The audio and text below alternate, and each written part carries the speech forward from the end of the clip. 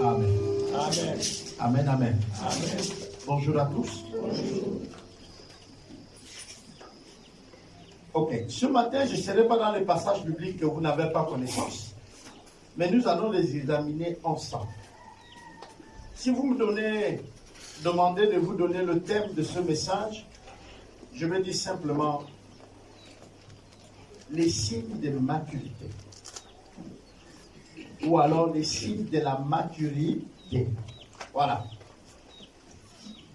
Comment on peut reconnaître que la personne est devenue mûre? Comment on reconnaît que la personne a grandi dans la foi, dans la marche avec le Seigneur? Comment on reconnaît ça? Les signes de la maturité. Alors, je vais aller dans le livre des Actes des Apôtres. Aujourd'hui, nous passerons dans deux passages, et donc deux livres différents. D'habitude, je ne m'éloigne pas très souvent, j'aime rester dans le texte, mais aujourd'hui, on va avoir un peu d'autres. Et nous serons dans le chapitre 2.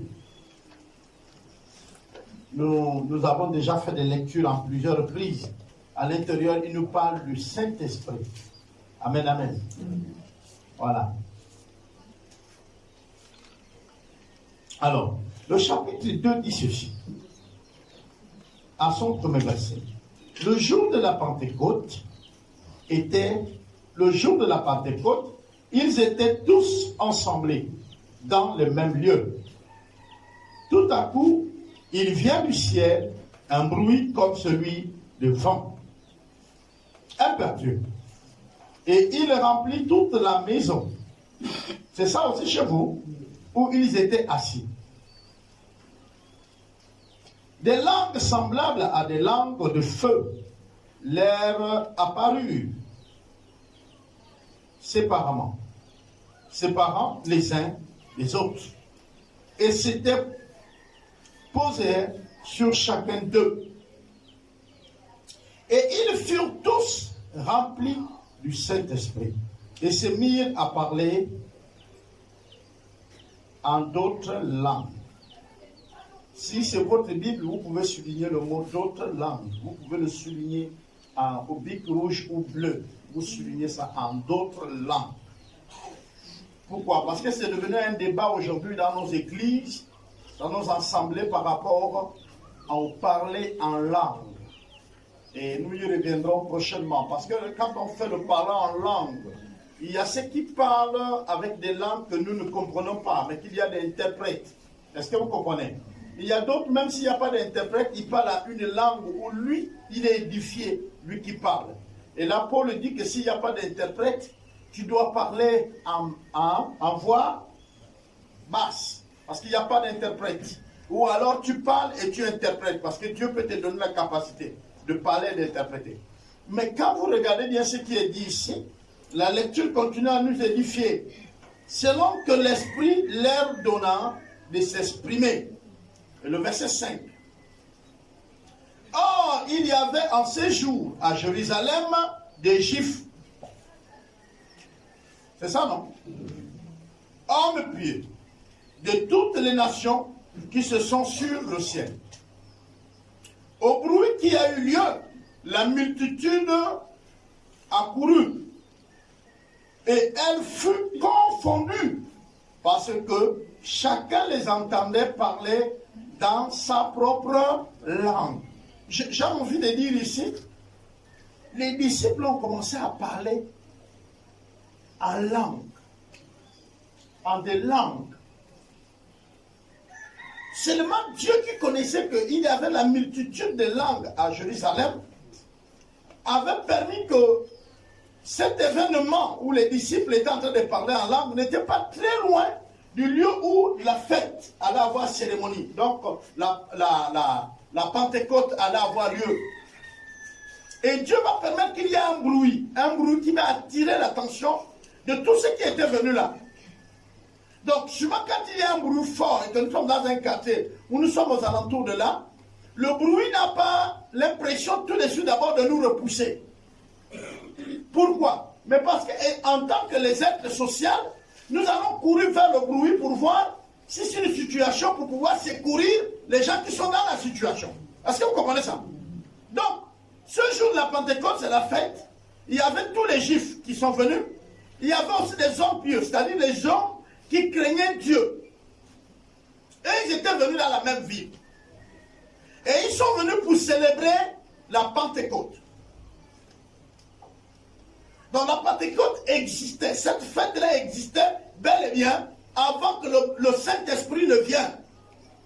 Le Saint-Esprit n'est pas étranger à la terre ou au corps humain, mais il ne résidait pas comme aujourd'hui. Il venait et il repartait. C'est pourquoi vous allez voir que dans l'Ancien Testament, quand on parle pardonnez, quand on parle de prophète, on dit l'Esprit du Seigneur fut sur moi. Est-ce que vous comprenez? Et là, à chaque fois, vous allez voir quand les prophètes parlent, il dit l'Esprit du Seigneur fut sur moi. C'est-à-dire que le Saint-Esprit est venu sur moi, et puis je prophétisais ou je parlais. Mais le reste du temps qui ne dit rien, c'est que l'Esprit était reparti. L'Esprit ne demeurait pas. Mais le jour de la Pentecôte, ça devait accomplir la promesse que Dieu va laisser. Jésus-Christ dit ceci. Il dit, je vais partir au Père, mais je ne vais pas vous laisser seul. Je vais laisser le Consolateur, le Saint-Esprit. Quand il va venir, il va vous enseigner dans tout. Il va vous qualifier, il va vous rendre capable. Parce qu'il a dit, ne bougez pas du lieu où vous êtes. Et quand le Saint-Esprit va arriver, il va faire de vous mes témoins. Vous avez déjà lu ça, n'est-ce pas? Et vous recevrez quoi? Et il fera de vous quoi? Des témoins. Vous commencerez à témoigner où? Ensuite, et puis, et jusqu'au... Donc c'est le Saint-Esprit qui vous qualifie à témoigner où? À Jérusalem. Jérusalem n'est pas un problème. Mais on dit la Judée. La Judée commence à être un problème, mais pas trop grave. La Samarie devient une difficulté. Et les extrémités de la terre deviennent des barrières. Je vais expliquer. Le jour où le Saint-Esprit arrive pour résider sur la terre, il y avait, toutes les nations étaient témoins, parce qu'ils étaient venus à la Pentecôte. Il y avait, vous pouvez imaginer, tous ceux qui parlent les langues qui sont parlées en Orient. Et ils étaient là. Ils sont venus pour pouvoir passer la Pentecôte. C'était une fête du Juif qui existait bien. C'est pourquoi le premier verset vous dit, le jour de la Pentecôte, où c'est chez moi. On dit, le jour de la Pentecôte, ils étaient tous ensemble dans le même lieu. Donc c'était le jour de la fête des Juifs, qu'on appelle quoi? La Pentecôte. La Pentecôte n'a pas commencé le jour que le Saint-Esprit est descendu. Non, mais le Saint-Esprit est descendu le jour de la Pentecôte. Le jour où il y avait la fête de la Pentecôte. Là, le Saint-Esprit est descendu. C'est bon? Ou je vous dis des choses bizarres.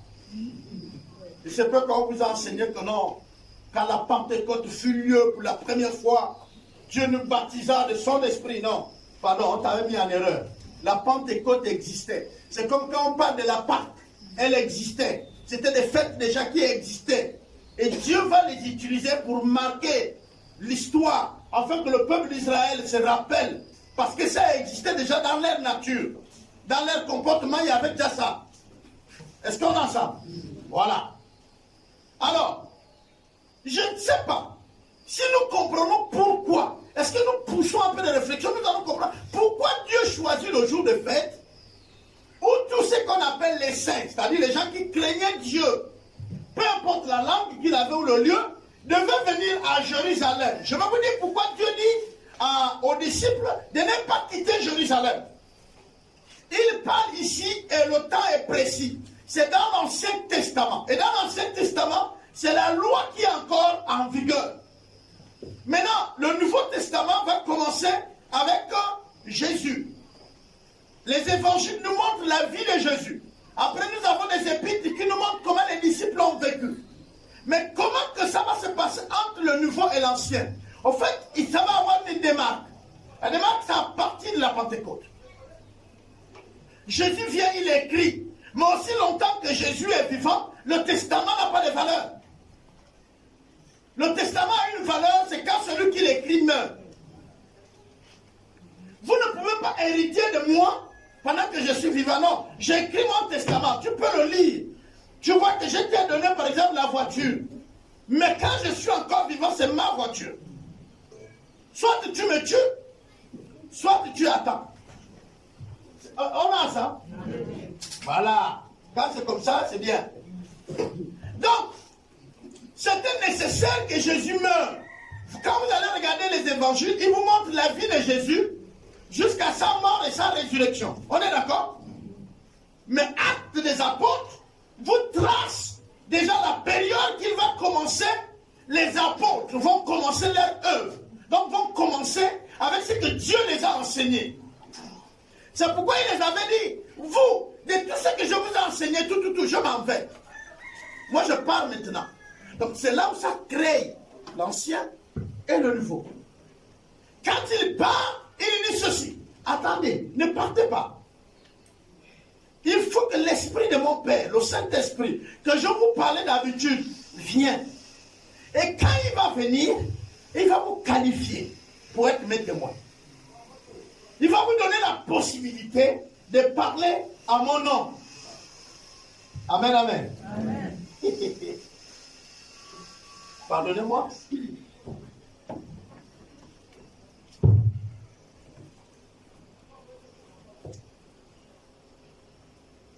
Mais le Saint-Esprit va se choisir un jour, en accord avec le ciel.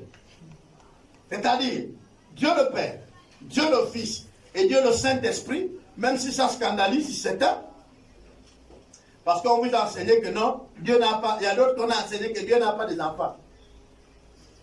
Nous sommes ses serviteurs, il y a d'autres qu'on a dit, Jésus n'est pas Dieu. Dimanche, nous avons touché là-dessus. Si un humain met au monde, son enfant est quoi? Humain, non. Si c'est Dieu qui a mis au monde, c'est-à-dire, peu importe, il a dit que lui, il est mon fils. Il est donc de la nature de quoi? Dieu. Et nous avons lu les versets qui nous montrent que même nous, pour être chrétiens, il faut comprendre la nature de Dieu. Et la nature de Dieu, ce n'est pas le sang, ni la chair, ni de la volonté d'un homme. Nous l'avons lu dans le livre de Jean, chapitre 1, le verset 12 à 13. Celui qui a cru, celui qui a accepté, il a donné le pouvoir de devenir enfant de Dieu. Et il dit, ils ne sont pas nés de quoi? De la chair.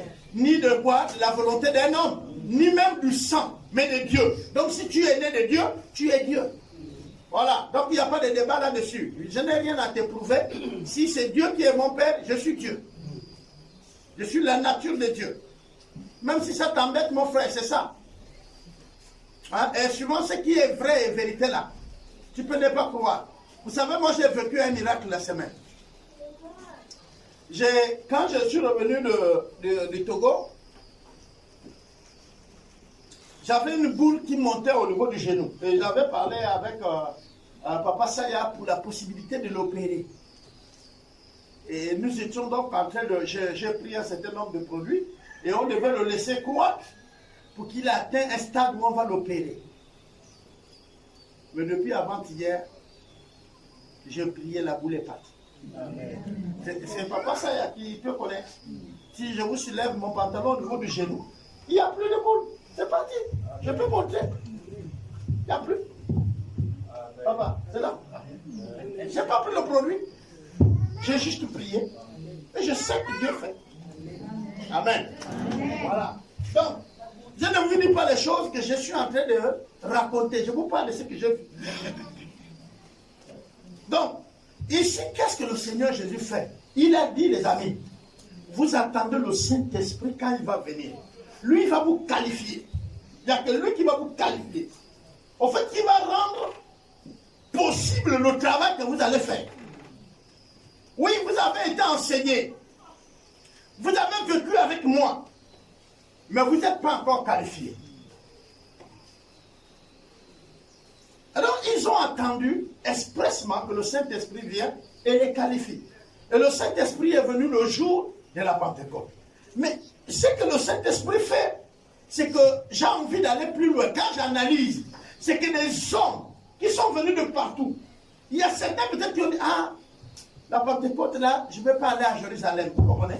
Il y avait ce qu'on appelle les synagogues, c'est-à-dire les temples où on prie Dieu dans tous les villages et les villes, où il y avait des Juifs. Mais ça s'appelait synagogue. À l'époque, il n'y avait qu'un seul temple à Jérusalem.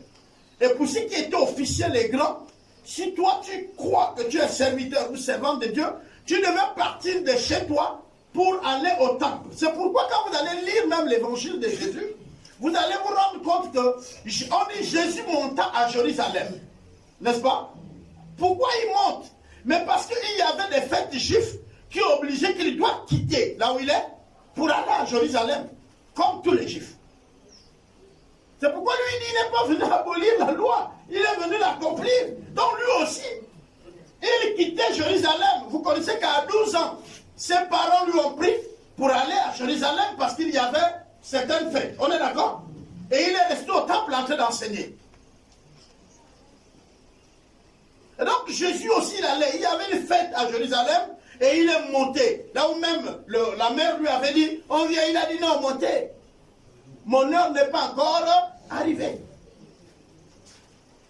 Donc Jésus aussi quittait la ville où il était. Parce que quand on lit l'évangile, quand on lit l'écriture, tout le monde a l'impression qu'en fait Jésus habitait à la capitale. Non, Jésus n'était pas à Jérusalem. Jésus allait à Jérusalem. On pense que pour changer le monde entier, pour changer notre pays, il faut aller habiter à Libreville. Je vous dis, c'est faux. Jésus, il était de la Galilée. La partie même de la terre où il a opéré moins de miracles. Parce qu'on le connaissait. Il allait partout opérer des miracles. Mais là, à cause de l'incrédulité du peuple, de la zone et de la ville où il était, il n'a pas pu opérer beaucoup de miracles. Il a fait quelques miracles. Pourquoi? Mais parce qu'on pouvait venir lui dire. Mais ce n'est pas le charpentier qui... Hein, le petit là qui était là avec son père Joseph là. Ils ont même... son père, je lui avais donné un marché là pour construire ma maison. Il était venu avec le fils là qui lui donnait des bois, non? Maintenant, on dit que c'est lui le fils de Dieu. Mais quel fils de Dieu? Son père, c'est Joseph. Hey. Est-ce que vous comprenez ça? Et très souvent, c'est ça. Vous savez, les Gabonais ne connaîtront jamais si Dieu les a donné un homme de Dieu de taille. C'est quand il mourra qu'ils le connaîtront. Quand il est là, ils ne vont jamais le connaître. Ce matin, j'étais dans... C'est d'abord avant-hier, je parlais... Il y a un homme de Dieu qui est devenu un grand artiste. Il passe toujours sur les médias. Et puis, dans votre téléphone, il est. Et puis, j'étais là, je riais. Et je parlais avec une de vos sœurs à Libreville. Je lui disais, j'ai bien peur. Et il y a même une dame qui passe bien. Elle dit souvent de très bons sujets. Un ton mari, et puis les gens apprécient ça. Je dis oui. Je vous dis tous, amen. Il y a la réalité et il y a la vérité. C'est deux choses opposées. La réalité n'est pas la vérité. Et la vérité doit être soutenue par l'écriture. Aujourd'hui, nous avons beaucoup de serviteurs de Dieu qui prêchent, qui disent les choses. Mais depuis qu'il a commencé sa prédication, il ne vous montre aucun principe biblique. Je connais, il y a ceux qui soutiennent le ministère des femmes. Il y a ceux qui ne soutiennent pas le ministère des femmes. C'est tout un débat. Seulement, si vous voulez savoir que c'est vrai, il faut regarder la Bible. Est-ce que toi, femme, tu es appelée par Dieu pour servir Dieu en plein temps? Ou tu fais parce que tu es la femme d'un pasteur? Ou tu fais parce que tu penses que les femmes aussi, c'est maintenant notre secte, on doit se lever? Mais si c'est ton secte, la Bible dit quoi? Que ne vous conformez pas au quoi? Soyez renouvelés par quoi? Par l'esprit, n'est-ce pas, non? Il faut que le Saint-Esprit vous renouvelle. Allez-y chercher ce que l'Esprit veut pour vous. Regardez. je réfléchissais bêtement. Dans notre pays, au Gabon, il n'y a plus de chef de la famille. Il n'y a plus. On a dit, vous deux, vous êtes chefs. C'est-à-dire, dans votre foyer là, vous deux, monsieur et madame, vous êtes chefs. Maintenant, je posais la question à mes fils qui étaient avec moi. Je dis, bon, maintenant, qui va épouser qui? Tu es chef, non? Moi aussi, je suis chef, non? Mais donc, autorisez, prenez une autre loi qui dit aux hommes, aux femmes, d'aller maintenant, aussi aller demander la main aux hommes. Mais oui, vous savez, quand l'Europe a fait ça, les femmes en Europe, il faut aller regarder la culture des gens. En Amérique, c'est les pères des filles qui payent les dots aux hommes. C'est eux qui organisent le mariage. C'est pourquoi ils ont dit non, les femmes aussi doivent avoir certains droits dans la famille et tout. Est-ce que vous comprenez? C'est une décision et on protège en Europe plus l'enfant et la femme. On est d'accord? Ok. Maintenant ici, qui dote? Mais les lois ne protègent pas celui qui dote. Chez eux, c'est parce que les lois protègent celui qui dote. Celui qui dépense. Celui qui épouse. Je vous ai dit, quand quelque chose n'est pas fait chez toi, ce n'est pas forcément que c'est un péché. Le péché, c'est à partir de la Bible.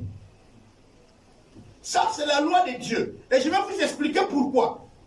Dans le monde, chaque pays a des lois et des principes. Quand tu offenses à ça, c'est le pays que tu as offensé. Ce n'est pas la Bible. Quand tu deviens enfant de Dieu, il faut comprendre que les principes, la plupart des principes de la Bible ici, ne regardent pas le païen. Est-ce que je me comprends? Il y a l'Ancien Testament et le Nouveau Testament. Elles ne peuvent s'accomplir que pour les enfants de celui qui est mort. Donc le Testament parle aux fils, aux héritiers. Donc la Bible qui est la parole de Dieu, là, elle ne s'adresse pas aux païens. Elle s'adresse à qui? Aux chrétiens. Le païen n'est pas l'héritier.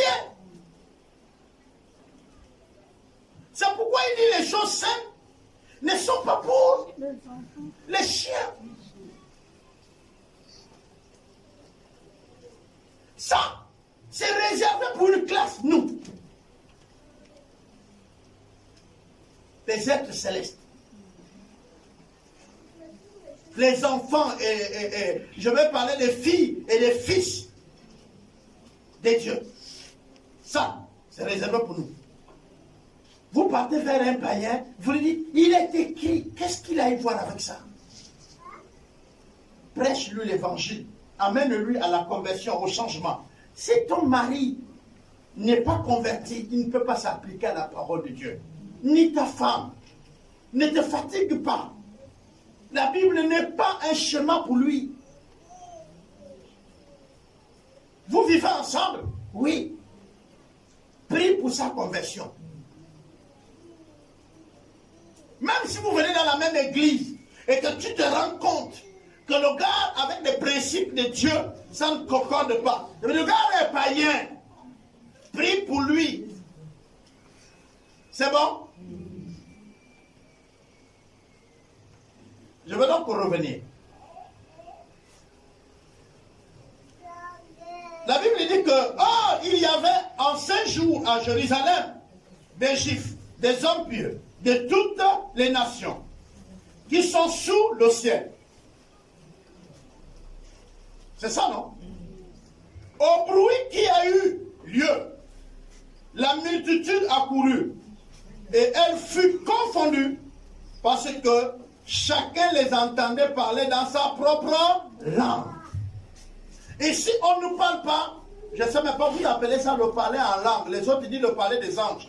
Je ne sais pas s'ils ont entendu l'ange les parler comme ça. Et puis ils ont vu que les anges parlaient comme ça. Et ils ont dit le parler des anges.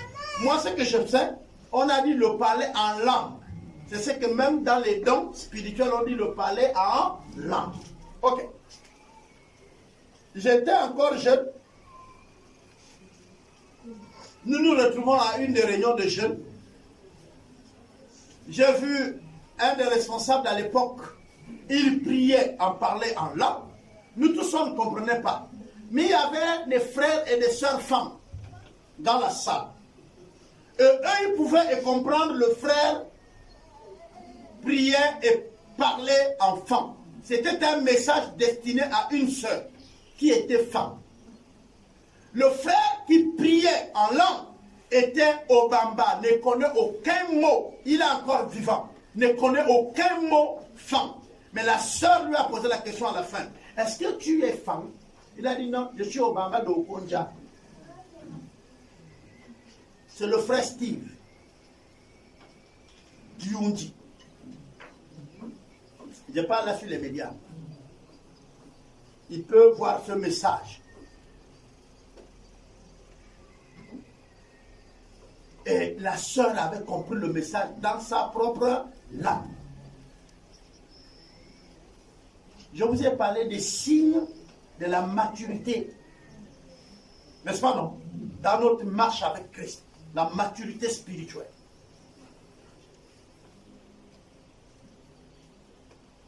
Quand je préparais ce message, voilà la pensée qui m'arrivait.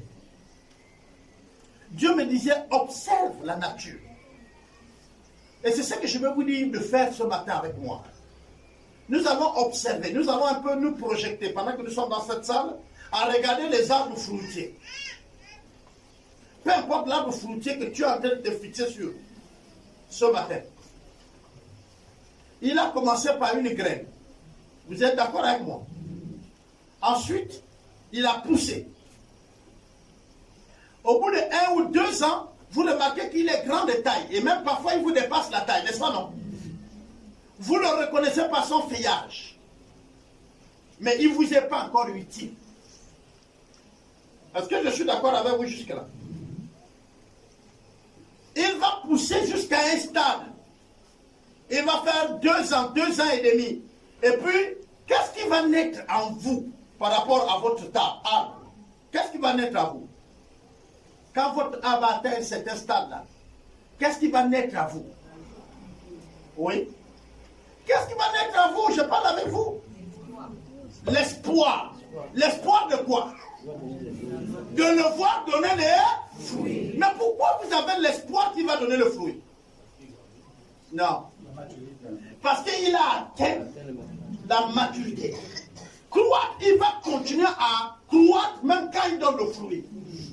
C'est pourquoi même quand on est grand, même quand on connaît, n'arrêtez jamais d'apprendre. Vous comprenez, non? Continuez à apprendre, cherchez toujours à apprendre, même quand vous avez atteint la maturité.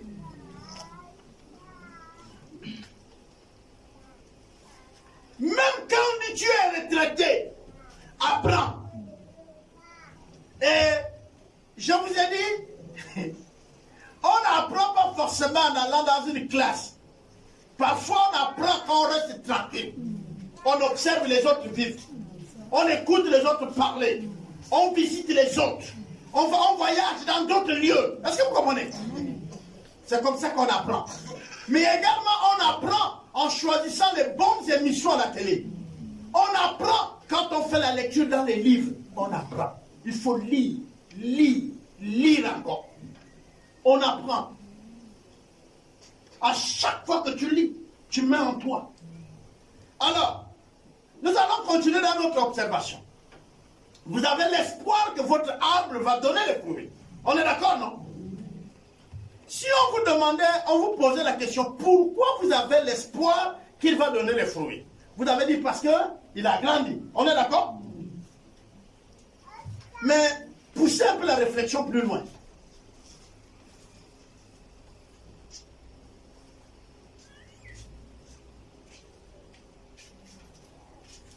Pourquoi? Je vais vous aider. Il est robuste, il est devenu grand, le vent ne le pousse pas, hein, il suit le mouvement du vent, il est là, ses pieds sont bien enracinés, vous sentez que votre arbre a atteint la maturité. Et il dégage en vous quoi? L'espoir. C'est ce qu'on a dit, non? Maintenant, je vais vous dire, regardez-lui bien. Vous ne sentez pas qu'il y a quelque chose qu'il fait, même si vous ne voyez pas. Votre arbre l'a grandi, non? Il fait comment pour grandir? Hein? Il se nourrit. Est-ce que vous me comprenez bien? Il mange. Il mange. Il mange. Sa capacité de grandir, de se tenir face au vent. Est-ce que vous comprenez? À la pluie, à tous les dangers qui peuvent le rendre à zéro, parce qu'il peut se casser et reprendre encore. On est d'accord, non? Mais pour qu'il tienne bon, il faut qu'il se... Et même la qualité de ses fruits est par rapport à la manière qu'il se... Ça, c'est bien.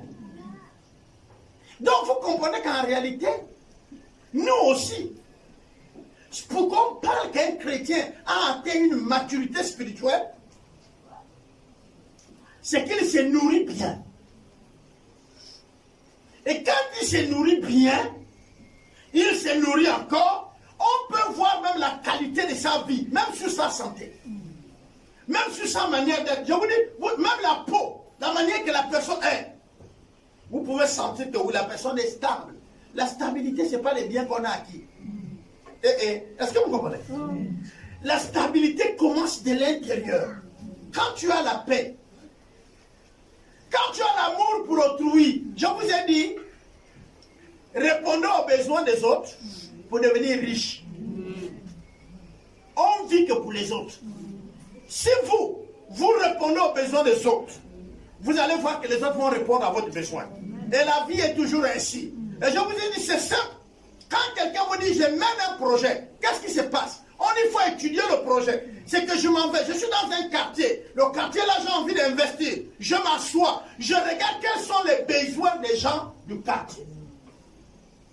Je remarque que les gens du quartier, là, vont acheter le pain à 1 kilomètre. Est-ce que vous comprenez? Je remarque ceci, cela et tout. Je note tous les remarques que j'ai fait autour d'eux. Maintenant, je viens recenser aussi mes besoins. Quels sont mes besoins?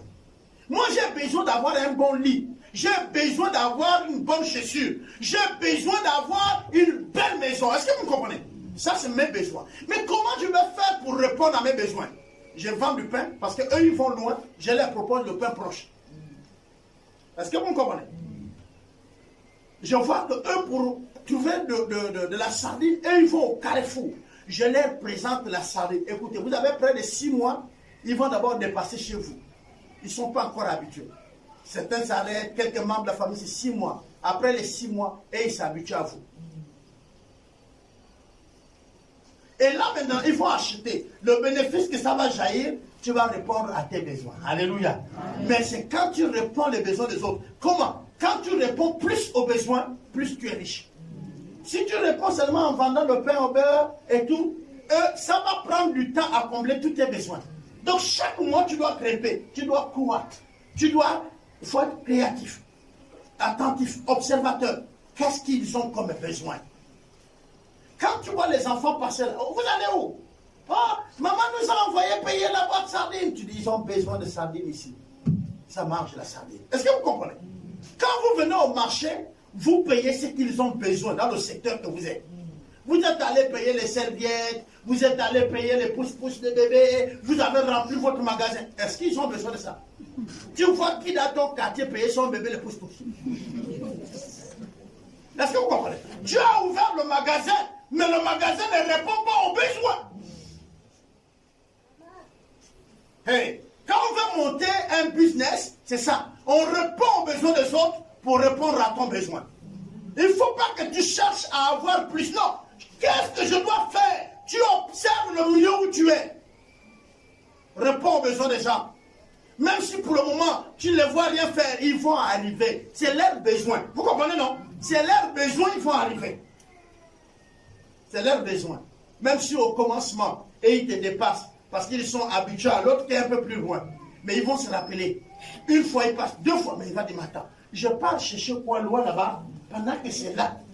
Et d'ailleurs, parfois, le prix que tu as est plus bas que l'autre qui est loin. Et il gagne en temps.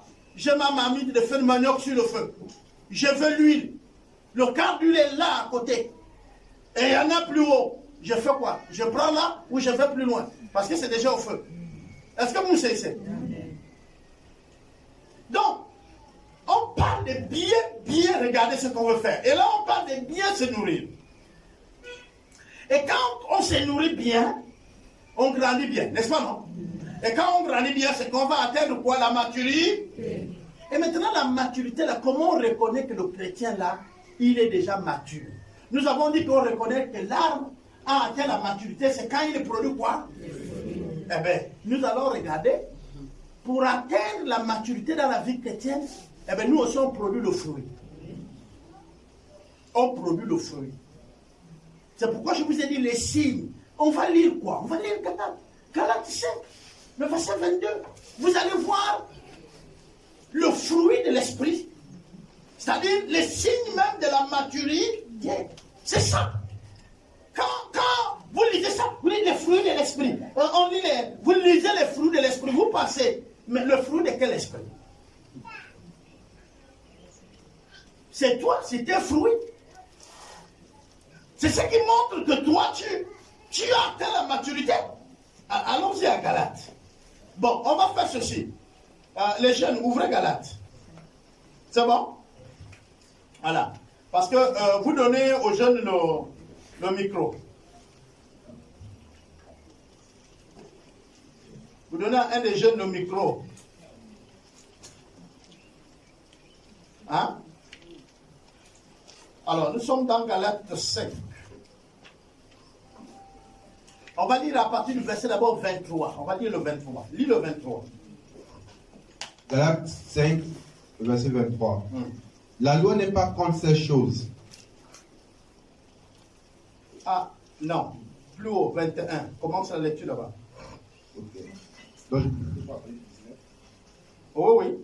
Or, les œuvres de la chair sont manifestes. Or, les œuvres de la chair sont manifestes. Ce sont l'impudicité, l'impureté, la dissolution, l'idolâtrie, la magie, les inimitiés, les querelles, les jalousies, les animosités, les disputes, oui, les divisions, les sectes, l'envie, l'ivrognerie, les excès de table et les choses semblables. Ok, nous sommes là à partir de 19.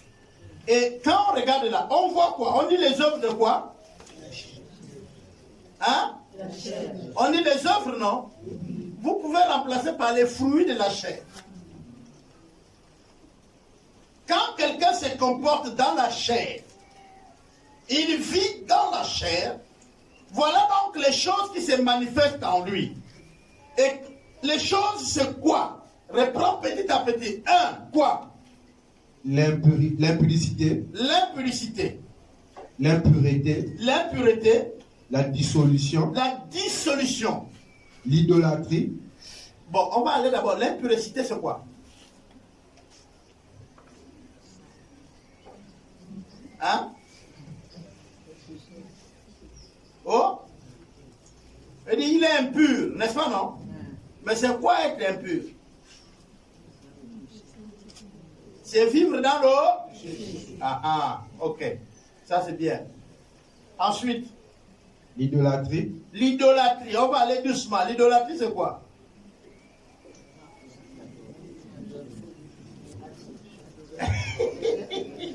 C'est quoi? Ceux qui adorent les auteurs. Et ici, j'ai enseigné sur les adorateurs. Adorer autre chose que Dieu. Ce n'est pas seulement, vous savez, ce n'est pas la statuette de Marie seulement. Ah oui, c'est bien. Mais il y a ceux qui adorent les enfants, leurs enfants. Il y a ceux qui adorent leur mari. Il y a ceux qui adorent leur père. Il y a ceux qui adorent leurs femmes. Est-ce que vous comprenez? C'est-à-dire la chose qui passe avant Dieu là. Tu connais toi-même. S'il y a le match à la télé, tu ne viens pas à l'église. Tu connais? La chose là passe avant Dieu. La chose qui passe avant Dieu est la chose que tu aimes plus que Dieu. Donc si tu aimes cette chose plus que Dieu, c'est que c'est la chose que tu adores. Comment vous ne comprenez pas? Dieu veut la première place. Il veut que s'il y a quelque chose que tu aimes, c'est d'abord lui. C'est-à-dire, à cause de Dieu, tu peux laisser tout pour faire. Mais si tu ne laisses pas tout pour faire, la chose là, alors tu es adorateur de ça. On va comprendre. Adorateur ici, c'est la chose que tu fais. Tu fais quoi? Tu fais sa publicité. La chose que tu parles plus d'elle. Vous voyez, il y a des gens, le matin, quand le Barça a joué, hein, il y a même les bagarres. Hein? Non, mais hier, non. Mais non, mon équipe. Le diable, le camp, quelle équipe? Vous trichez. Oh. Et puis parfois, il y a les bagarres. Nous qui nous baladons là, on trouve les hommes se bagarrer à 7 heures à cause de Real Madrid. On a tué. Tu comprends? Voilà. Il y a les autres salles télé. Si tu viens là-bas, c'est que tu supportes Marseille. Si c'est une autre équipe, tu ne viens pas sur la télé chez lui. Vous me saisissez? Quelle est la chose qui a pris la première place dans ton cœur? C'est ça l'idolâtrie. La chose que tu supplies là. Hein? Il y a les gens, ils cherchent de l'argent. Mais quand ils trouvent l'argent pour dépenser, il faut le couper le bras. Avance. La magie. La magie. La magie, et très souvent, nous ne parlons pas, mais la magie, tout ce qui se donne dans la magie, vous avez les portefeuilles de magie, où on vous dit non, tu commandes ça, et puis à chaque fois, tu as une somme qui se répète. Hein? Tout le matin, tu as la même somme, tu dois la dépenser par jour. Ouais, on peut penser qu'il n'y a rien, mais il y a les gens qui en pratiquent. Voilà. Et même dans les noirs, il y a la magie noire. Dans les Africains, on a la magie noire. La magie des noirs. Je ne veux pas parler de la magie noire dans le cadre de la pratique de la magie noire. Non, la magie des noirs, qui est toujours officiée par des invocations, donc toujours des paroles. Ensuite, les inimitiés. Les inimitiés. Il y a des gens que tu ne peux pas être ami à lui. Il a toujours des palabres. Inimitié. Il n'a pas d'amis. Vous voyez, il y a des personnes, tu peux lui faire le bien comme tu veux. Le gars là n'a pas d'amis. La femme là n'a pas d'amis. Hein, les autres, le comédien gabonais appelle ça palazzo. C'est-à-dire, il a toujours les palabres. Et il y a des gens comme ça. L'amitié n'existe pas. Quand tu le vois proche de toi, c'est parce qu'il a accablé pour quelque chose.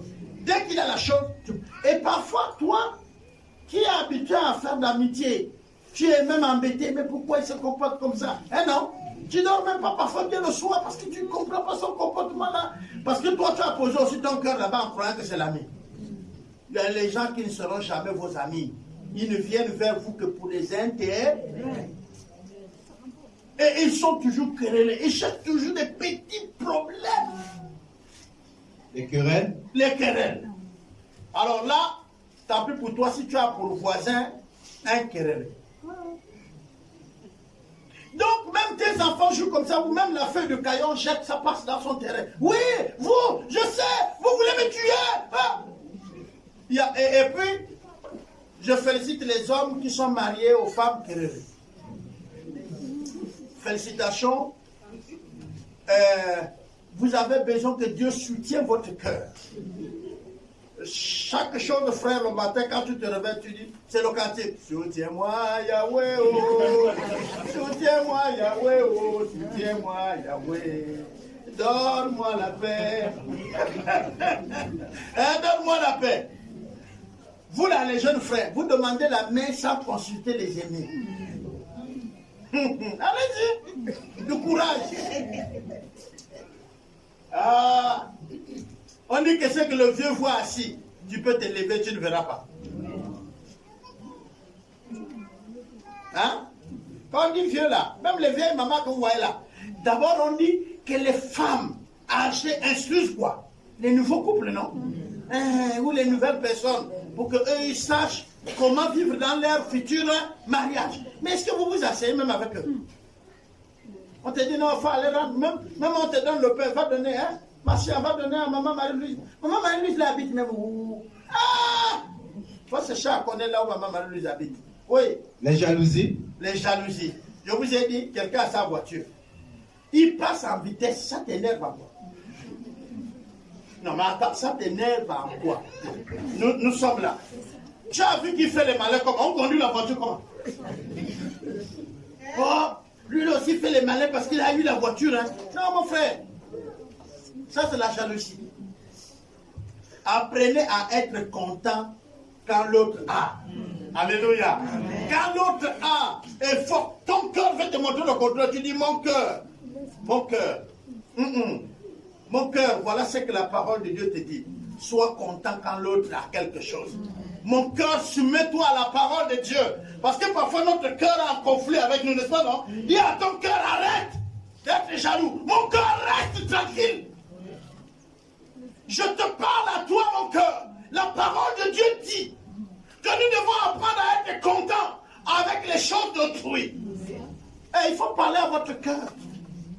Parce que votre moi est contraire à la volonté de Dieu qui est en vous. Est-ce que vous comprenez?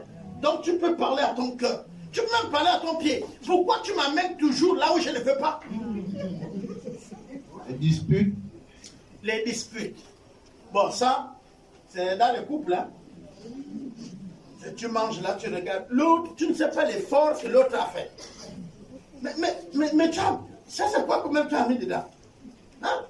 Je t'ai dit de ne pas laisser telle chose là, l'autre dispute. Et là, à la maison, là, karaté. Bon, ils se reconnaissent, c'est pourquoi vous les voyez tous mener regarder la terre. C'est à cause de ça. Les mariés là. Et les disputes, les querelles. Non. Il y a des moments où le silence est mieux. Amen. Et puis, ça dit, on te présente un repas. Tu manges, tu sais que non, ta femme a raté aujourd'hui. Mais tu ne parles pas. La Bible dit qu'elle recherchait quoi? La paix. Hein? Tu manges, tu bois, alors tu dis même chérie, mais le repas là était bien. Elle m'a dit non, je me suis même débrouillé là, c'était pas un truc. Tu dis non, c'était bien, c'est facile. Mais elle est consciente, ah non, là vraiment, chérie, demain je vais faire mieux. Est-ce que vous comprenez? Voilà. Mais tu dis, ça c'est quoi? Ça c'est quoi?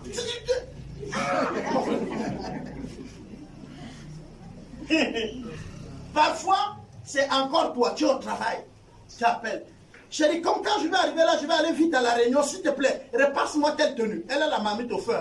Elle court repasser. Tu connais le cours que ça court, non? Donc la marmite est brûlée.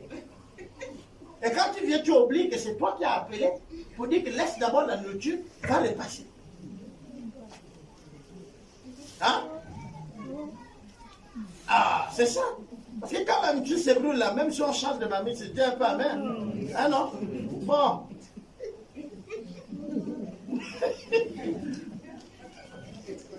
Ah, il faut être content.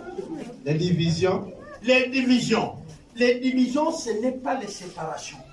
Quelqu'un peut prendre une division pour une séparation. Non, c'est le contraire. La séparation, c'est quoi? Même si tout le monde ne se comprend pas, on te dit, bon, il est mieux que dans le business, on se sépare. Tu vas à gauche, moi à droite. Ça, c'est une séparation. Ce n'est pas une division. Maintenant, comprenez une division. Je vous vois deux. Vous vous entendez bien. Maintenant, je viens ici, comme le serpent. Je parle là-bas. Tu as entendu?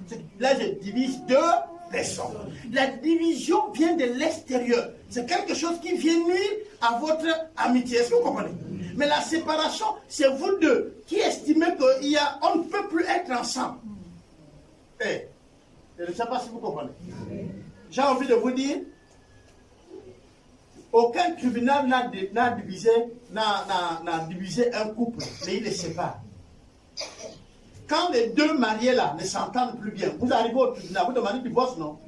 Et il vous fait quoi? Il vous sépare, mais ne vous divise pas. Pourquoi? C'est pourquoi ils vont dire partager les choses que vous avez eues ensemble, vous avez les enfants au milieu. Est-ce que vous comprenez? Maintenant, est-ce que vous pouvez encore vous entendre et vous marier? Mais oui, nous avons les témoignages de couples qui se sont divisés 10 ans après, ils sont revenus. Ils ont refait le mariage. On les a bénis. Est-ce que vous me comprenez? Monsieur abandonne sa femme. Il trouve une nouvelle. Il dit que c'est la quéquette là. Quand il part là-bas, il ne trouve plus le koumou fumé. Il n'y a plus ça. La belle dame lui fait manger seulement que les salades. Il ne dort plus bien. Quand il arrive seulement du travail, à peine il dépose le sac, la musique commence. Tu étais où? Il dit non. C'est là où tu dis, il faut mieux que je retourne là où j'étais. Je connais mon ancienne prison.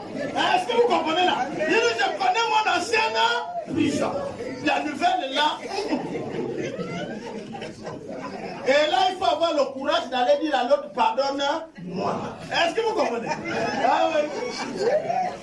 Tu viens, tu dis, ah chérie, je me suis trompé. Bon, il faut que toi aussi, tu aies la maturité de dire à l'autre, je te pardonne. On va arriver là tout à l'heure, parce qu'on va voir les fruits de l'esprit. Allons-y. Les sectes. Les sectes. On vit de beaucoup gagner. Et la plupart des gens qui vont dans les sectes, je vous l'ai dit déjà, c'est les paresseux. Je vais vous dire une chose. L'un des signes de la sorcellerie et des sectes, si vous avez des paresseux dans vos familles, ou vous aidez vos enfants à être paresseux, entendez-vous à ce que c'est eux qui vont rentrer dans les sectes pour vous tuer. Je vais expliquer. Tu as les enfants qui ne lavent pas, même si c'est les hommes ou les filles, et ils lavent les assiettes, et ils travaillent. Mettez vos enfants au travail. Je vous dis encore. Mettez vos enfants au travail. Dans leur petitesse, ils s'habituent à faire quelque chose, à travailler de leur main. Ils vont garder cette nature de bosseur. Est-ce que vous comprenez? Et quand ils vont grandir, ils ne seront pas prêts à aller supplier quelqu'un pour quelque chose. Ils vont le faire eux-mêmes. Vous aurez les bosseurs. Mais si votre enfant ne fait rien, il n'y a pas de problème. Vous venez d'avoir votre premier sorcier. Vous lui donnez de temps en temps l'argent, non? Le jour où ça manque. Pour lui, il faut qu'il crée quelque chose pour qu'il ait l'argent. La première chose, c'est que je vais vous dire, quand vos enfants sont dans leur chambre, c'est toi qui ne les parles pas. Tu dors chez toi. Mais dans leur sommeil, pendant qu'eux ils veillent, pendant qu'eux ils lisent, ils entendent les voix. Ça communique avec eux. Leur intérieur est vivant. Est-ce que vous comprenez? C'est une idée qui viendra de l'enfer. Lui dire, tu peux te faire de l'argent même là où tu es là au lit. Il suffit que tu plies de l'argent. Tu mets sur le thé d'oreiller. Tu fais ceci, tu fais cela. Ça va venir. Et le diable va venir de faire n'importe quoi. Et l'argent va venir. Parce que ce que le diable veut, c'est son âme. Est-ce que vous comprenez? Et si l'enfant fait ça une fois en bas du thé d'oreiller, dans sa chambre, il a les apparitions. Il y a des enfants, des jeunes, de rien du tout, qui ont les apparitions des démons dans les chambres. Et c'est dans ta maison, tu es là, tu dis mon fils, le gars il est enfermé depuis qu'il est allé hier dormir, il est 17h, il est 18h, tu l'appelles, non j'arrive, je fais un travail là, et tu laisses, tu ne vas, écoutez, la chambre est dans votre maison, non? Lui il est dans votre maison, non? C'est son territoire que tu as encore le droit de piétiner. Si c'est votre enfant, vous avez le droit de temps en temps, à sa présence ou à son absence, de faire les tours dans sa chambre. Et même parfois de regarder dans ses documents. Vous devez veiller sur votre enfant. Vous ne savez pas ce qu'il fait. Vous serez surpris un jour de voir qu'il a amené le yamba à la chambre. C'est quand vous allez fouiller dans ses vestes ou dans ses cahiers, vous allez voir qu'il y a le pli des cigarettes. Pendant que vous pensez que votre fils ne fume pas. Et vous serez surpris. Vous allez voir qu'il fait venir même les filles ou les hommes par la fenêtre de votre maison. C'est le jour que la mère d'une fille, ou alors elle-même sortira pour te dire qu'elle est enceinte. Et là, tu serais surpris. J'ai souvent l'habitude de dire, vraiment, si ça tombe sur un type comme moi et pas là, c'est le bienvenu. Tu as un mariage le même jour. Que tu sois homme ou femme, je te marie. Tu as vu ça pour chercher ce que tu l'aimes, non? Il va t'épouser en cadeau. C'est-à-dire, j'arrive, je dis, papa, tu n'as pas besoin de me donner la dot maintenant. Tu l'aimes, non? Oui. Fais-moi la déclaration. Si c'est 1000 francs ou 2000, tu donnes, c'est la dot. J'ai déjà pris ça. Le reste, tu vas voir après. Oui, tu pars habiter là-bas. Donc, tu restes là. Je m'occupe de toi. Je te fais manger. Tu m'as amené un fils inconnu. Non, vous savez, un enfant connu, c'est un enfant qu'on a eu à répondre tous les cris.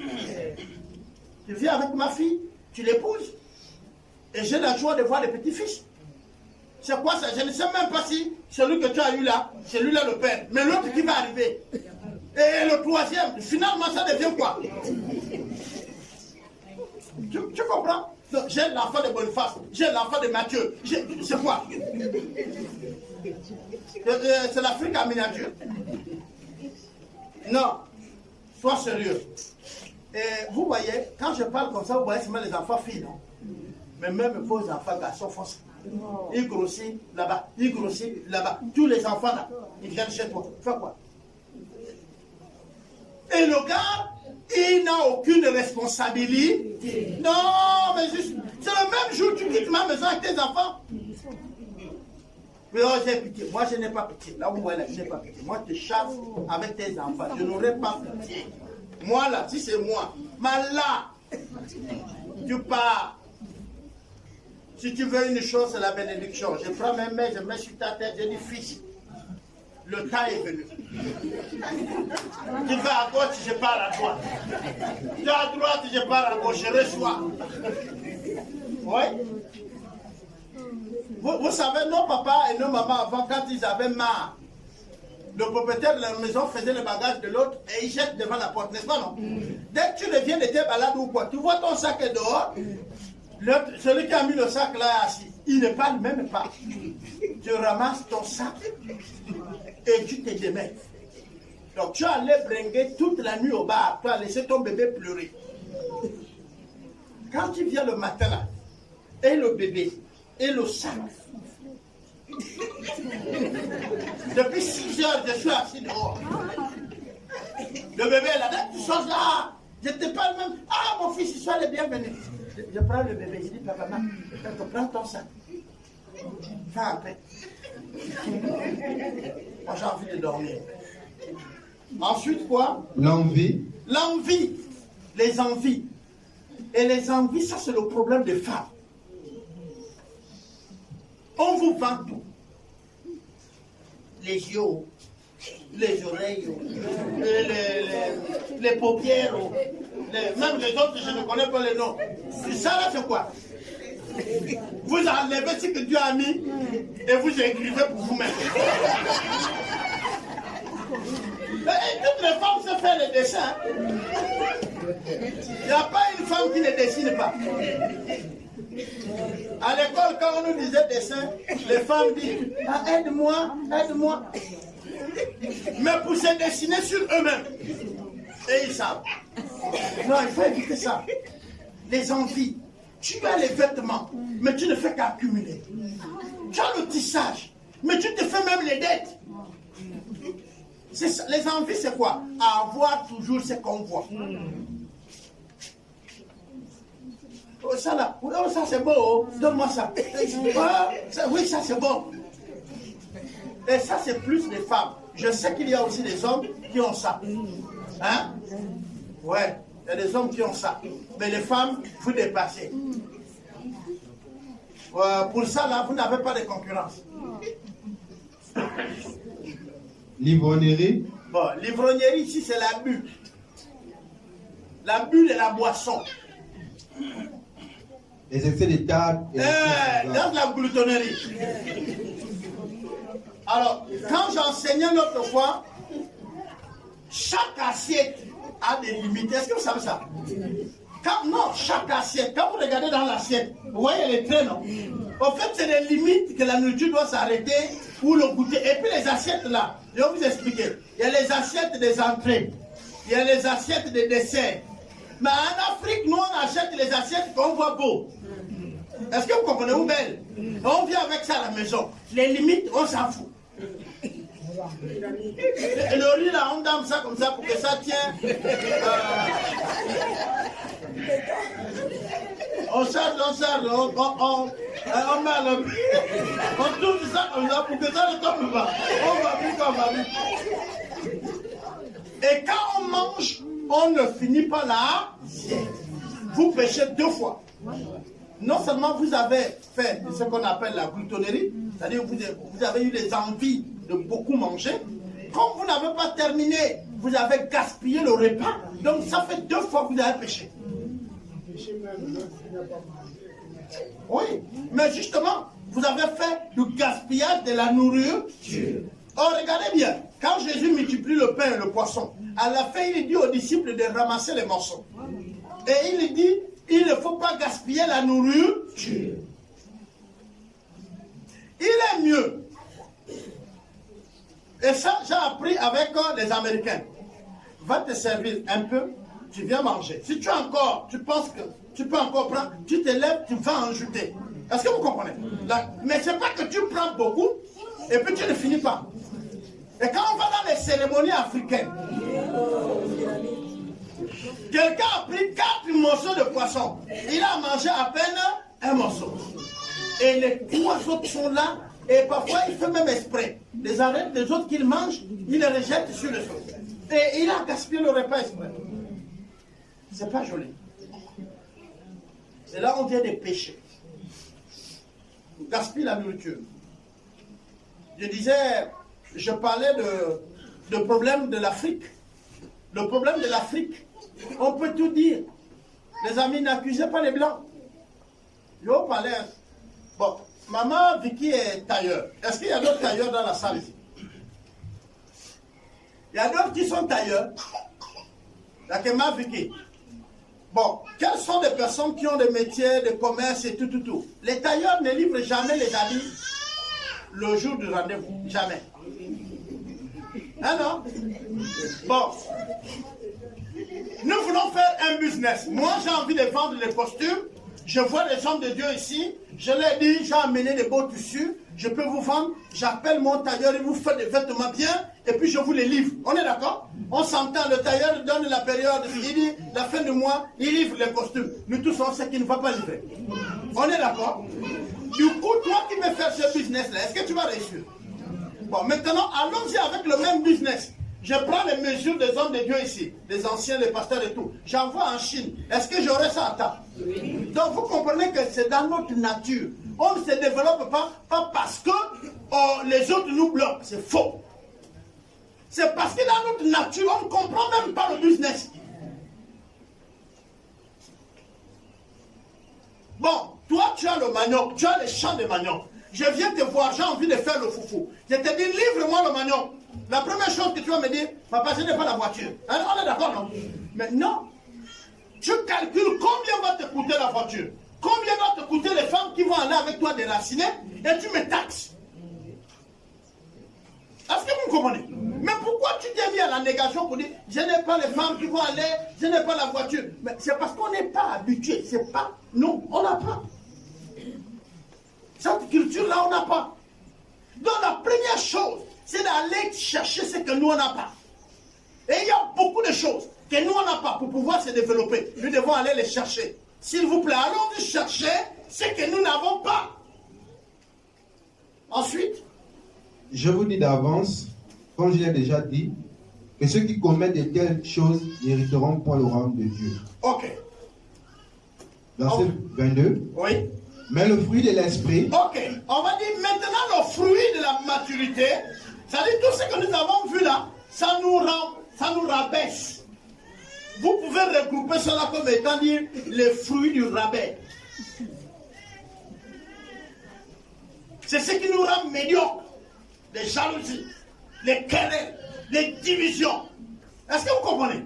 Ça nous rend médiocres. Ça nous rabaisse. Ça, voilà les fruits qui nous rabaissent. Donc, les fruits de l'immaturité. C'est ce que nous venons de voir. Ça là, ça ne nous élève pas. Ça nous rabaisse. Jalouser quelqu'un. Quereller l'autre. Ça nous rabaisse. Ça ne nous élève pas. Ça ne nous fait pas grandir. Maintenant, Dieu dit, voilà le fruit de l'esprit. Parce que quand nous devenons membres, enfants de Dieu, Dieu nous donne son esprit.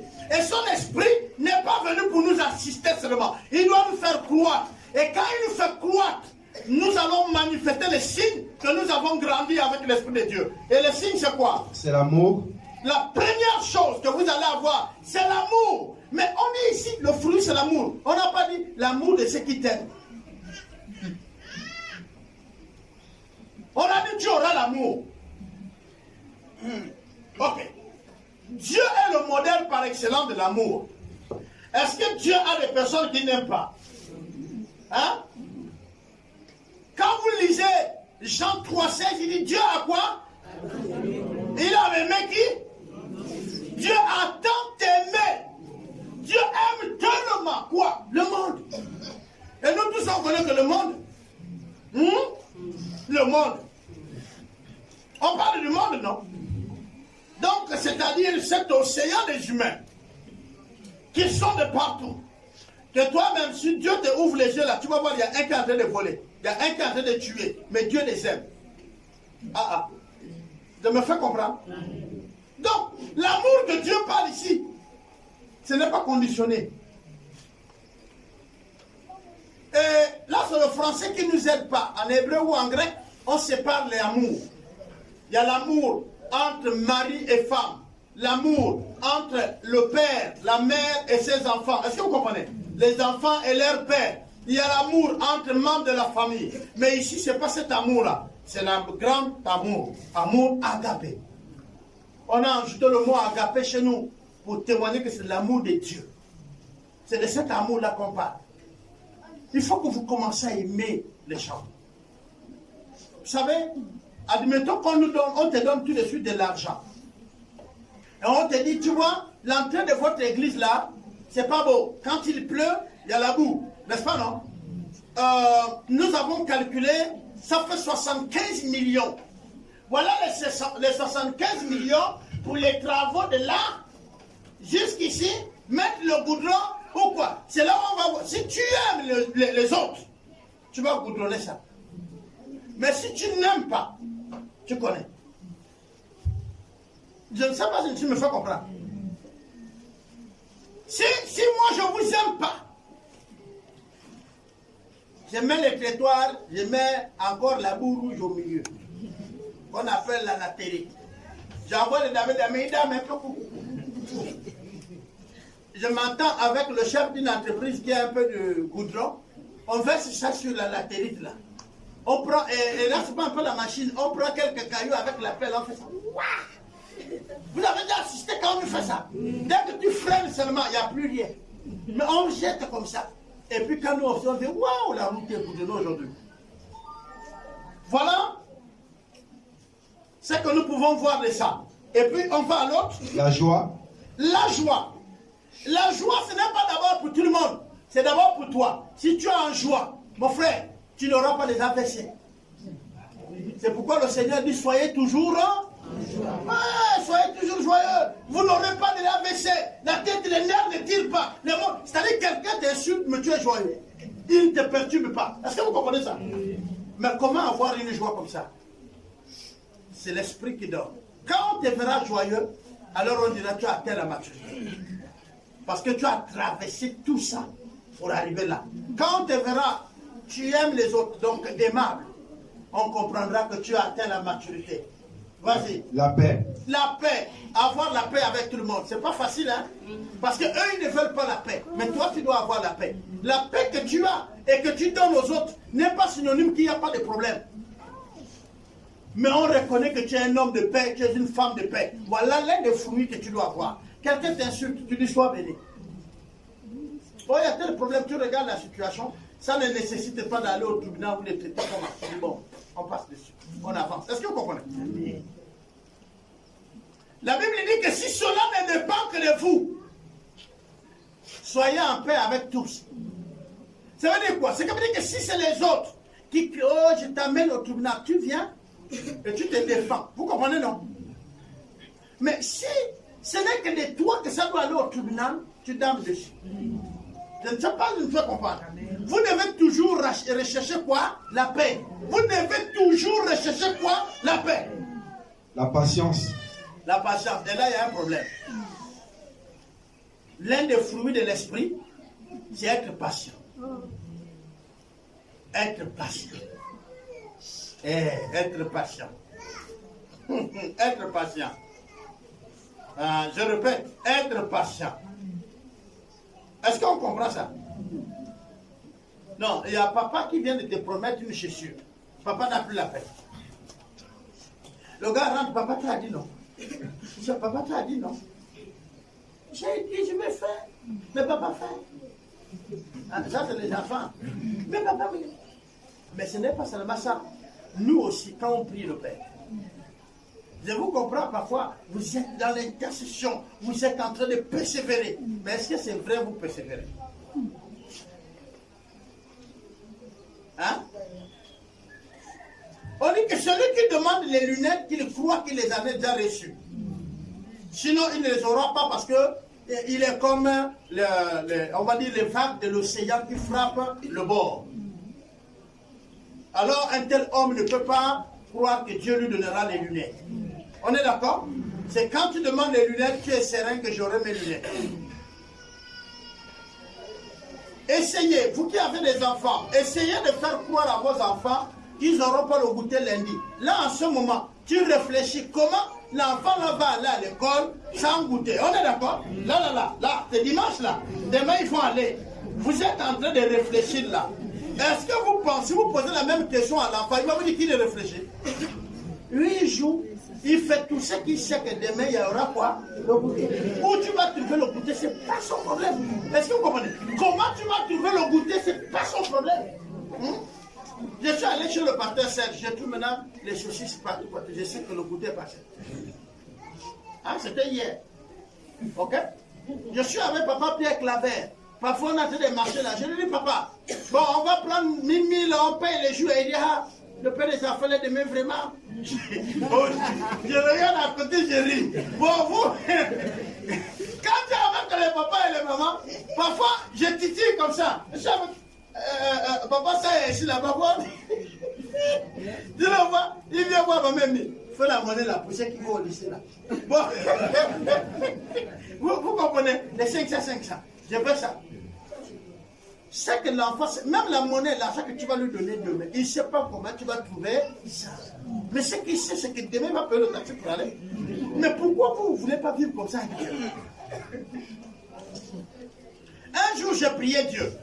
Et je vais vous dire, vous savez, s'il y a les gens qui n'aiment pas trop partager, c'est les hommes, même dans l'église. Ils peuvent voir un frère en Christ qui a les pantalons même percés, ils ne vont pas donner. Mais les femmes partagent. Amen pour les femmes. Amen. Voilà. Mais je sais que vous partagez, mais vous avez ces habits même qui vous servent, vous ne voulez pas partager. Vous aimez ça. Même la chaussure, elle sert, mais tu ne veux pas partager. Souvent tu regardes, tu les mets quoi? Et puis tu rends à la place. Tu vois bien que ton corps ne peut plus. Tu regardes, tu rends. Tu dis peut-être un jour je vais m'écrire. Parce que tu aimes ça. Mais je priais. Je dis Seigneur, je n'ai plus de pantalons. Et puis il y avait des frères que je connaissais qui étaient les cadres dans l'église. Donc pourquoi je vais aller chercher lui? Je dis Seigneur, X là, tu peux le toucher. Il est là. Est-ce que vous comprenez? C'était ma prière. J'ai regardé les gens. J'avais demandé les pantalons et je voulais dire au Seigneur là où il va les prendre pour me donner. Vous comprenez? Mais ce n'est pas venu d'eux. Le Seigneur m'a surpris. Alléluia. C'est des personnes même que je n'attendais pas. De quelqu'un d'un autre pays. Je suis arrivé et la personne là ne savait même pas que j'avais un souci de ça. Mais il est venu avec son trolley. Il dit qu'il se baladait. Et puis il a pensé qu'il devait payer ça. Et puis il a payé. Je dois aller en mission dans les plateaux. Et ce n'était pas l'église qui m'envoyait. C'était moi qui décidais pour aller faire l'évangélisation dans les villages. Et j'avais besoin d'une tente. Les toits des tentes là. Et à l'époque, c'était compliqué pour avoir une tente au Gabon. Il fallait avoir des parents ou des amis qui voyagent. Et les aînés dans la foi ici connaissent le frère qu'on appelait Jacques Perra. Un blanc de Suisse. Hein? Teresa. Il était venu au Gabon et il passait dans les églises pour prêcher. Alors voilà son histoire. Il prépare son arrivée au Gabon. Il marche devant l'écran d'un magasin, c'est-à-dire en baie vitrée. Il faut en exposer les tentes. Et l'esprit lui dit, rentre et prends une tente si tu en as besoin.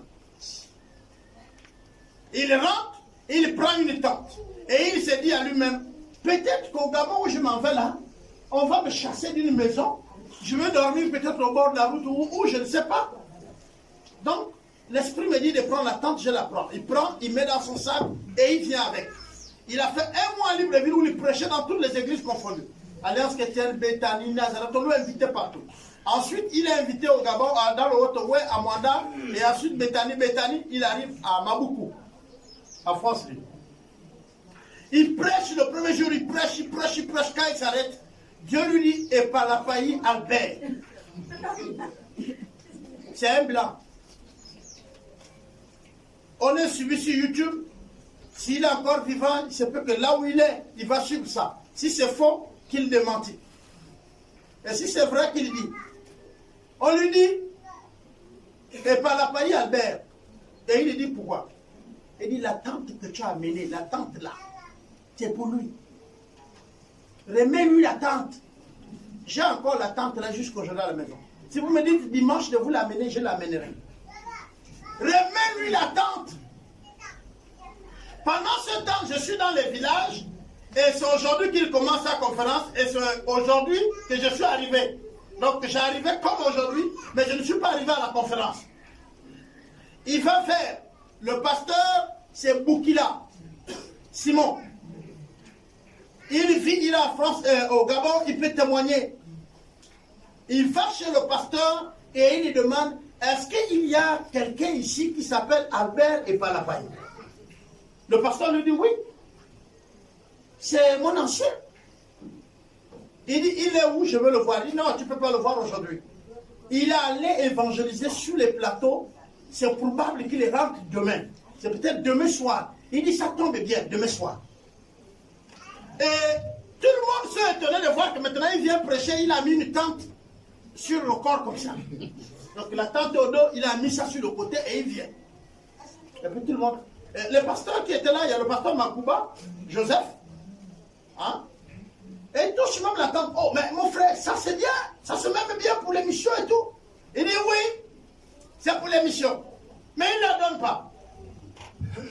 Quand il commence sa prédication, il met ça ici. Il prêche, il finit. Je suis arrivé au milieu de la prédication et je me suis mis au temple de Maboukou, dans le milieu, dans le côté.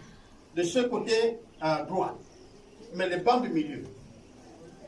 Et il est arrivé, il a fini sa prédication. À la fin de la prédication, il a eu les entretiens, il a terminé.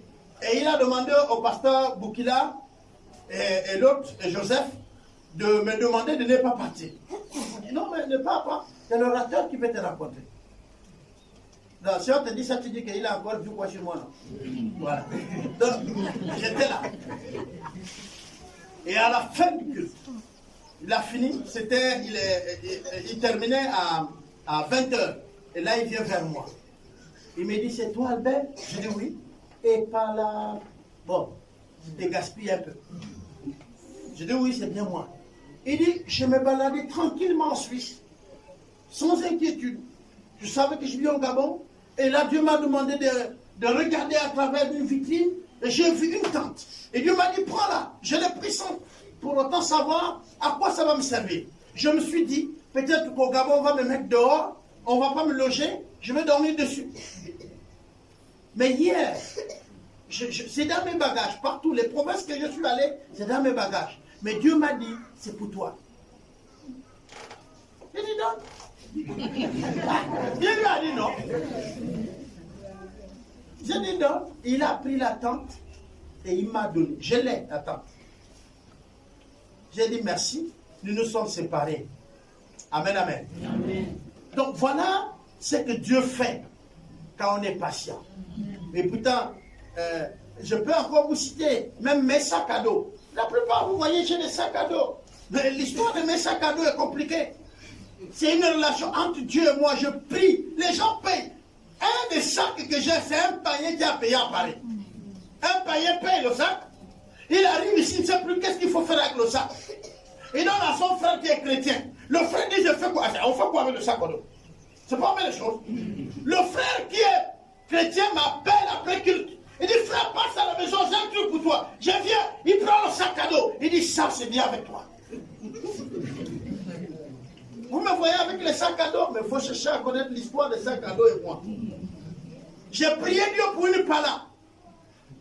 Une pala. Vous avez prié Dieu pour dire, je suis une pala. J'ai marché entre les villages pour prêcher l'évangile. Les chaussures que j'avais, le soleil frappait dessus. Je pleurais à genoux. Je tombe sur la route, dans la plaine. Je dis, Seigneur, donne-moi une pala qui répond. Il n'y a rien, il n'y a pas de pala. L'église où je suis, personne n'écoute que Dieu le dit. Je suis allé voir le conseil. On est allé traiter avec le trésorier. Donner une pala. Le trésorier a dit, la fin du mois même, on te paye la pala. Jusqu'à aujourd'hui, la trésorerie n'a jamais payé une pala. Mais un des fils m'a amené une pala. Venant de France. Une pala neuve. Il dit, papa, je cherchais quoi t'acheter, je n'ai pas compris. Il n'y a rien. Voilà la pala. Les gens ne peuvent pas imaginer. Quand je mettais ça au pied, dit, papa Albert saute avec une pala, qu'est-ce qui se passe? Mais parce que je vois l'exaucement de ma prière. Soyez patient. La bonté. La bonté, il faut être bon. Il faut être bon envers les autres. C'est le signe qu'on saura que tu as grandi. Que tu as atteint la maturité. La bénignité. La bénignité, yeah, tout ce qu'il fait est béni. C'est ça la bénignité. Tu bénis les autres, mais ce que tu fais est béni. Quand tu plantes, ça pousse. Si tu plantes, ça meurt, tu n'es pas encore arrivé. Essaye encore et essaye, ça viendra. Voilà.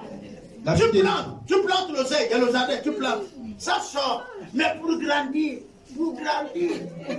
l'oseille, il y a les problèmes. Et la bénignité fait que ça pousse et bénit. C'est que tu touches, ça prospère. La fidélité. La fidélité, sois fidèle à ton Dieu, à toi-même, à ta femme si tu es marié, à ton mari, à tes enfants. Il faut être fidèle à ton Dieu. La douceur. Et voilà, il n'y a pas là. Dès qu'on te piétine la queue, tu dis, s'il te plaît, tu m'as piétiné là. Est-ce qu'on dit ça? On ne dit pas ça, non. On dit que ça, c'est un signe de faiblesse. Oh, tu as fait quoi? Tu as fait quoi? Hein? Parce que, au fond de camp, tu me fais mal et puis tu viens dire pardon. Pardon de quoi? Et puis parfois, c'est les chrétiens. Les chrétiens qui ne sont pas doux. J'ai dit, c'est les fruits, hein. C'est le fruit de l'esprit, hein. Quand on grandit, quand on atteint la maturité, ça vient. C'est pas que tu vas faire d'efforts pour apprendre ça. Et je vais vous dire, on n'apprend pas ça. On ne lutte pas pour devenir ça. On doit être enseigné, se nourrir bien pour arriver là. Il faut grandir. Tu peux avoir tout ton temps dans le christianisme. Si tu n'es pas bien nourri, tu mourras sans arriver là. C'est quand tu as enseigné. Je suis en train de vous dire, ce n'est pas la délivrance, ce n'est pas tout le... C'est quand tu as enseigné. Il y a beaucoup de choses qui vont changer à vous. C'est quand vous allez atteindre la maturité. Et les choses, c'est quoi? On va prendre un cas simple. Je vais arrêter de critiquer. Quand ça va se remplacer par quoi? Par l'amour. On ne peut pas critiquer celui qu'on aime. Est-ce que vous comprenez ça? La tempérance. La tempérance.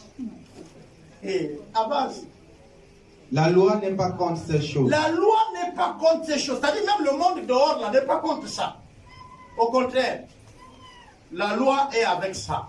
Je voudrais nous appeler à prier un instant et je vais appeler la trésorière, nous faire le rapport, nous allons terminer. Il faut grandir pour manifester en réalité ces produits qu'on appelle le fruit de l'esprit. Tu ne peux pas produire le fruit si tu n'as pas grandi. Si tu es encore à l'étape de croissance, tu ne peux pas produire le fruit. Ces qualités ne te sont pas données. Ce n'est pas en traitant ton corps que tu vas faire ça. Tu décides, oh, je ne dois plus parler, je décide d'être doux. Non, bien-aimé, tu peux tout décider. Ton caractère ne changera pas. Ce n'est que tu atteins la maturité, alors tu produis le fruit.